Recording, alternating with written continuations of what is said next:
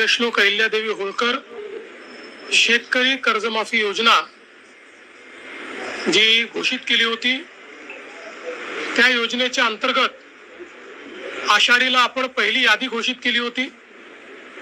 घोषित केलेली यादी ही आपण सर्व ग्रामपंचायतींना पाठवली आणि अगदी सिंपल अशा पद्धतीनं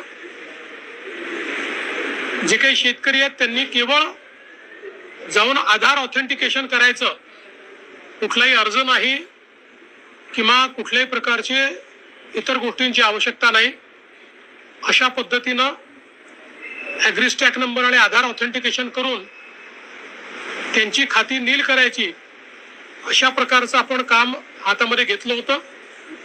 आज जवळपास 5029 कोटी रुपये हा पहिला हप्ता 6,22,207 शेतकऱ्यांच्या खात्यामध्ये गेला आहे आणि ही खाती नील झालेली आहेत। मध्यंतरी काही गैरसमज असे झाले होते की आमच्यावरचं कर्ज जास्ती दिसतंय आणि आमच्या नावावर अप्रूव्ड पैसे कमी आहेत। त्याचं कारण जे काही NPA वर लावलेलं व्याज होतं, त्या व्याजामुळे ते जास्त दिसत होतं।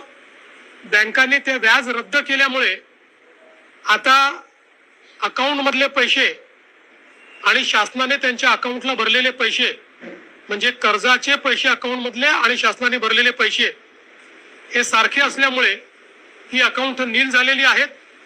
आता रोज मोठ्या प्रमाणात ही अकाउंट्स येत आहेत। अशी व्यवस्था केलेली आहे की जसे जसे अकाउंट्स येतील, ऑथेंटिकेट होतील, तसं तसं त्या खात्यांमध्ये पैसे जातील। अजूनही म्हणजे जवळपास हे 18-19 लाख अकाउंट जे आहेत याची प्रोसेस चालली आहे। 12 लाख अकाउंट जे आहेत हे बँकांना परत पाठवलेले आहेत, कारण बँकांनी त्यात चुका केलेल्या आहेत।